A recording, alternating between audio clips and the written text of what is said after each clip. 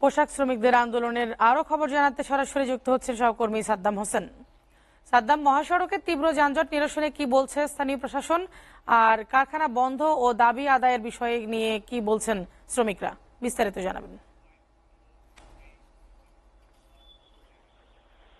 রূপা, আপনি যেমনটা বলছিলেন, টানা 48 ঘন্টা যাবৎ কিন্তু শিল্প অঞ্চল আসলে আর কি শ্রমিকদের আন্দোলনের ফলেই কিন্তু উভয় সড়কে ঢাকা মহাসড়ক, ঢাকা রবীন্দ্রচন্দ্র মহাসড়ক এবং বাইতুল আব্দুল্লাহপুর মহাসড়কের প্রায় 10 কিলোমিটার যানজট কিন্তু লেগেই রয়েছে টানা 48 ঘন্টা যাবৎ। কিন্তু আমি একটু দেখানোর চেষ্টা করছি, আমি রয়েছি শিল্প অঞ্চল আশুলিয়ার পলাশবাড়ি এলাকার নবীনগরচন্দ্র মহাসড়কে রয়েছেন। আপনারা দেখতে পাচ্ছেন যে এই যে সড়ক, এই সড়কে টানা 48 ঘন্টা যাবৎ কিন্তু এই যে আপনার এখানকার যে পরিবহন শ্রমিক, পরিবহন চালক এবং যে যে পণ্যবাহী যে ট্রাক গুলো রয়েছে, তারা কিন্তু 48 ঘন্টা যাবতই কিন্তু এখানে রয়েছে। আমরা গতকাল দেখানোর চেষ্টা করছি তাদের যে ভোগান্তি, এই ভোগান্তি কিন্তু চরমে পৌঁছেছে এবং সেই সাথে কিন্তু এইখানকার যে প্রতিদিনের যে চলমান যে কাজগুলো রয়েছে তা কিন্তু স্থবির হয়ে পড়েছে।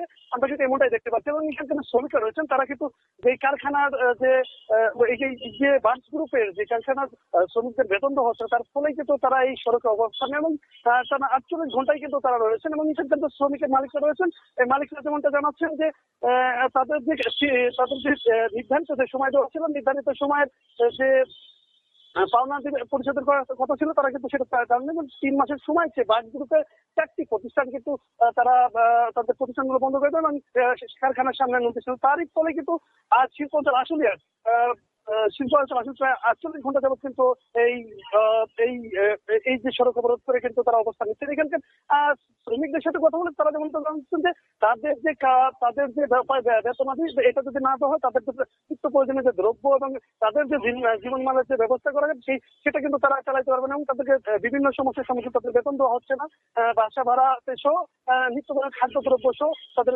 বিভিন্ন সমস্যা আছে। তো সব মিলে বলা যায় যে এখন পর্যন্ত যে টানা 48 ঘন্টা যে অবরোধ রয়েছেন, এক কথায় বলা যায় যে শিল্প অঞ্চল আশুলিয়ার অনেকটাই অস্থির একটা পরিবেশে বেড়েছে এবং বলা যায় যে সব মিলে যে একটু কার্যকর যে এখানকার যে শিক্ষা প্রতিষ্ঠানগুলো ছিল, শিক্ষা প্রতিষ্ঠানগুলো কিন্তু বন্ধ করে রয়েছে। তো এই ছিল আমার কাছে শিল্প অঞ্চল আশুলিয়ার সর্বশেষ তথ্য। রূপা।